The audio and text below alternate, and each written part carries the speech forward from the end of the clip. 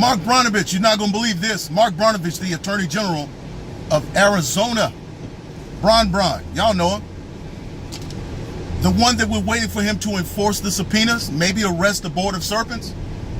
He has written a letter to Congress talking about voter integrity because the Democrats are trying again to find a way to take over the national election. They're voting on it again, but our Attorney General, instead of paying attention to our election and enforcing the law here in Arizona, he's obfuscated what's going on here to talk about what's happening on a national scene. I'm not saying what he did, that what's happening on a national level isn't very important. But what's happening here in Arizona also has national implications. So I don't understand. But this is what he said. He said in his tweet, Congress is voting again and nationalizing our elections.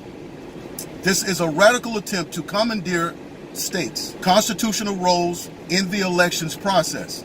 Today, I sent a letter to members of Congress in Arizona House urging them to vote no on H.R. 4. Josh Barnett, y'all know who Josh Barnett is. He's usually with Dave Jose. They always talk about how to do the affidavits. Josh Barnett is running for Congress. If you get a chance, go over and sow a donation into what he's doing.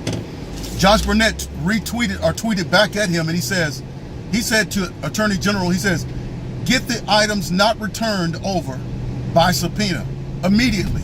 He says, you want voter integrity? He says, then help us finish this forensic audit. That was big time. And I felt a little obligated to reply to Bron. I tweeted back at him this. I said, Bron, why are you overlooking the non-compliant Board of Serpents here in Maricopa County who haven't rendered routers over? And I said, it looks like our top law enforcement official can't enforce the law. That's what I said. Okay, today is Tuesday. They sent a letter back on Thursday. The Board of Serpents replied to him by letter, which he requested. And he wanted an answer to them as to why they did not comply to the subpoena.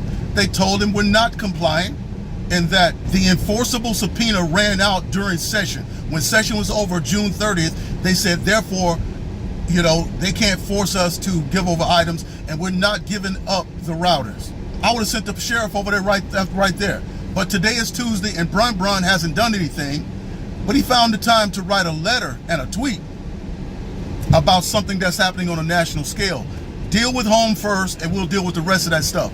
But this is what he said. So no indication as of yet as to what he's going to do with the Board of Serpents.